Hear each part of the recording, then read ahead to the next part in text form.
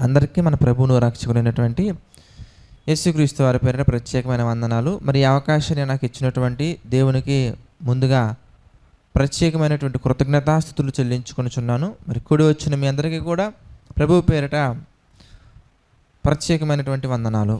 ప్రియులారా, కొన్ని విషయాలు మనం చెప్పటానికి చాలా టైం పడుతుంది. దేనికయ్యా అంటే, ఏ విషయాలైతే ఎక్కువగా లెంతీ సబ్జెక్ట్ అంటే చాలా ఎక్కువ వివరణతో వర్ణించగలిగినటువంటివి, వర్ణించగలిగినా కూడా వర్ణించలేని సబ్జెక్టు చాలా ఉంటాయి. అప్పుడప్పుడు చాలామంది మాట్లాడుతుంటారు, బాబోయ్ ఆ బాధ మేము వర్ణించలేమండి. ఎందుకంటే ఏం చెప్పమంటారండి, ఒక మాటలో చెప్పాలంటే చెప్పలేమండి, చాలా టైం పడుతుందండి అంటారండి. నిజంగా వాళ్ళు చూసుకున్నటువంటి ప్రేమ ఉందో చూసారండి, అబ్బో ఒక్క మాటలో చెప్పలేమండి. జర్నీ స్టార్ట్ చేసిన దగ్గర నుంచి ఎంత బాగా చూసుకున్నారంటే ఏం చెప్తామండి. అలాంటి ప్రేమ మేము ఎప్పుడు చూడలేదండి. అంటే ఏదైతే ఒక గొప్ప విషయం, అమోఘమైనటువంటి విషయం, అపరిమితమైనటువంటి విషయాన్ని చెప్పటానికి మాటలు రావట్లేదు అనే పదాన్ని ఉపయోగిస్తూ ఉంటాం. కానీ ఈ భూమి మీద దేవుని యొక్క స్వభావం కలిగి, దేవుని యొక్క మనస్తత్వం కలిగి చూపించేవారు దేవుని వలె ప్రేమించడానికి ప్రయత్నించగలరు. కానీ దేవునిలా ప్రేమించే వాళ్ళు మనకి ఎవరు కనిపించరండి. దేవుని యాజ్ ఇట్ ఈస్ దేవుని ప్రేమను అలా వ్యక్తపరచగలిగినటువంటి వారు మనకి సహజంగా కనిపించరు. దేవుని యొక్క మనస్సు తెలుసుకుని, దేవుని యొక్క ఆలోచనలు తెలుసుకున్న తర్వాత దేవుని యొక్క ప్రతిబింబాన్ని రిఫ్లెక్ట్ చేసే విధంగా దేవుని ప్రేమను చూపించగలరు. కానీ దేవుడు చూపించిన ప్రేమను చూపించలేరండి. దేవుని ప్రేమను వ్యక్తపరచగలరు, కానీ దేవుడు చూపించిన ప్రేమను మళ్ళీ రీక్రియేట్ చేయడం అంటే ఉంటుంది చూసారా, చాలా కష్టం అండి. అందుకే దేవుని ప్రేమ గురించి ఏ భక్తులు బైబిల్లో రాసిన మాటను మనం గమనించుకున్నా కానీ అందులో చాలా డెప్త్ నాలెడ్జ్ ఉంటుందండి. చాలా డెప్త్గా ఆ విషయాన్ని మనం లోతుగా ఆలోచిస్తే కనుక నిజంగా మనం ఏది కూడా మన హృదయంలో ఉండదండి. ఆ సంతోషము కానీ ఆ ఆనంద భావాలు అనేవి ఎలా అయిపోతాయంటే కళ్ళల్లో కన్నీళ్ళలా వచ్చేస్తూ ఉంటాయండి. కొంతమంది భక్తులు కూడా రాసినటువంటి పాటలు మనం చూస్తూ ఉంటాం. కొంతమంది సేవకులు రాసిన పాటలు కూడా మనం వింటూ ఉంటాం. తలుచుకుంటే చాలును ఓ యేసు నీ ప్రేమ జల జల జల రాలును కృతజ్ఞత కన్నీలో. అందుకంటే ఏం చేయగలమండి? ఇంకా దేవుడు మన జీవితాలలో చేసినటువంటి మేలులకు కానీ, ఆయన మన జీవితాల్లో చేసినటువంటి చూపించినటువంటి ప్రేమకు కానీ రిటర్న్లో మనం ఏం ఇవ్వగలమయ్యా అంటే, నువ్వు ఏది ఇద్దాం అనుకున్నా కానీ అది దానితో నువ్వు పోల్చగలవా? అది మనం ఆయన చేసినటువంటి దానికి మనం పోల్చగలమంటే వీ కెనాట్. అది మన వల్ల కాదు. ఇట్ ఈజ్ ఇంపాసిబుల్ అండి. అది అవనటువంటి పని అంతే. ఎందుకంటే ఆ ప్రేమ అంత లోతుగా ఉంటుంది, ఆ ప్రేమ అంత గొప్పగా ఉంటుంది, అంత వెడల్పుగా ఉంటుంది. ఎఫెసీ పత్రికలో పౌలు గారు అంటారు, ఆ ప్రేమ యొక్క లోతును, ఆ ప్రేమ యొక్క ఎత్తును, ఆ ప్రేమ యొక్క పొడవును వేరు పారుతుంది అంటే ప్రేమ వేర్లు తన్ని పారుతుంది అంటారండి. ఎఫెసీ పత్రిక 4వ అధ్యాయంలో మనం చూస్తే 3-4 అధ్యాయాలు మనం చూడొచ్చు.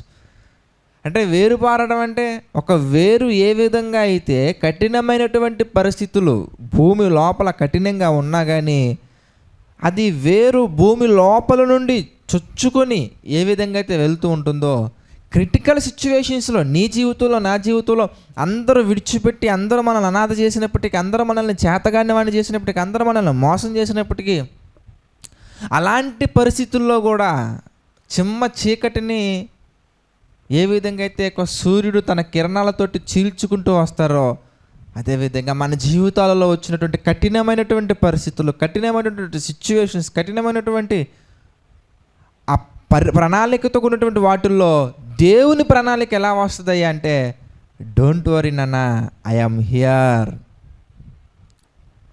నేనే అంటారండి ఆయన ప్రతి సందర్భాల్లో కూడా.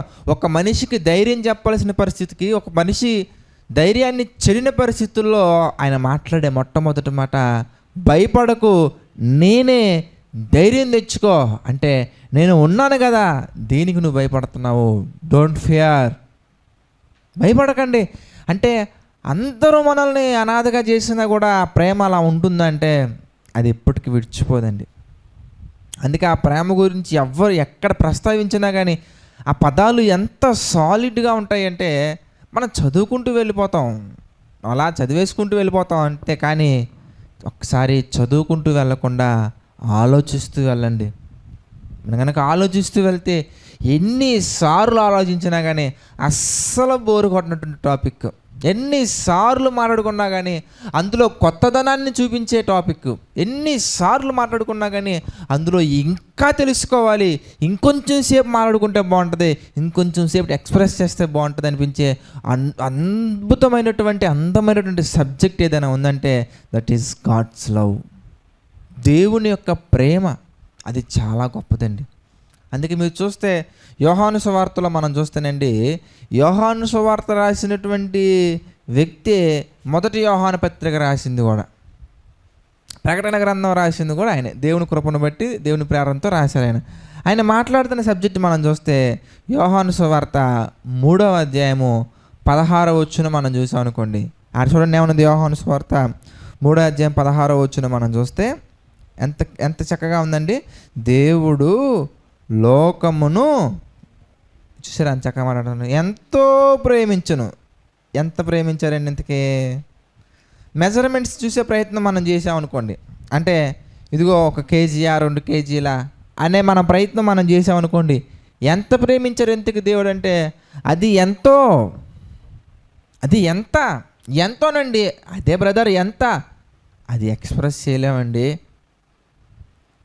సరే నీ కోసం ఎక్స్ప్రెస్ చేసే ప్రయత్నం చేద్దాం అని ఒకవేళ మనం సాహసం చేసి ఒకవేళ మనం వెళ్ళామనుకోండి, సరే మెజర్మెంట్స్ నువ్వేదో పెట్టు, మొత్తానికి we can measure, but measurements పెట్టామనుకుందాం కొంతసేపు, మనం అవ్వదు, అది పెట్టామనుకుందాం మనం. ఒకవేళ పెట్టి అది ఏదో ఒక న్యూమరికల్ డిజిట్స్లో చూడటం అలవాటు కదండి మనిషికి. మన బ్లడ్ ఎంత ఉంది, న్యూమరికల్ డిజిట్స్ అన్నీ న్యూమరిక్ డిజిట్స్ అలవాటు కాబట్టి మనం అలా ఆలోచించుకుంటే కనుక ఒకవేళ పెట్టామా అనుకో, దేవుడు మనల్ని ఎంత ప్రేమిస్తున్నారు అని మనం చెప్పే ప్రయత్నం చేసామే అనుకో, ఒకవేళ చేయటం అనేది సాహసం అండి. ఎందుకంటే దేవుని యొక్క ప్రేమను వర్ణించడానికి అది ప్రతి క్షణం కూడా మనకు కనబడుతూనే ఉంటుందండి, ప్రతి అణువులో కూడా మనకు కనబడుతూనే ఉంటుందండి. సరే చేసే ప్రయత్నం చేసామే అనుకో, అప్పుడు మనకి యోహాను గారు చెప్తున్నటువంటి సమాధానం ఏంటి తెలుసా? దేవుని యొక్క ప్రేమ తెలుసుకోవాలనుకుంటున్నావా, అని ఎంత ప్రేమించారో నువ్వు తెలుసుకోవాలనుకుంటున్నావా? అయితే చూడు, యోహాను గారు రాసిన మొదటి పత్రిక మనం చూస్తే 4వ అధ్యాయంలోనండి, యోహాను గారు రాసిన మొదటి పత్రిక 4వ అధ్యాయంలోనండి 8వ వచనం మనం చూస్తే మనకి జవాబు కనబడుతుందండి. ఏంటి జవాబు ఇంతకీ? దేవుడు ప్రేమా స్వరూపి.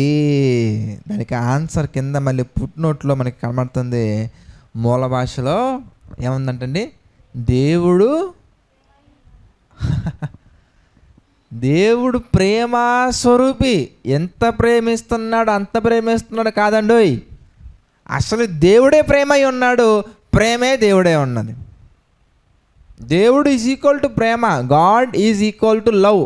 అంటే ఆ ప్రేమకు గనక డిఫైన్ చేయాలనుకుంటే గనక ఏముందండి, ఈ మధ్యకాలంలో లేదంటే ఎప్పటి నుంచో జరుగుతున్న ట్రెండ్ ఏంటయ్యా అంటే గులాబీ పువ్వుకు మనుషులు పడిపోతూ ఉంటారండి. ఇది ఎక్కడ విచిత్రమో తెలియదు.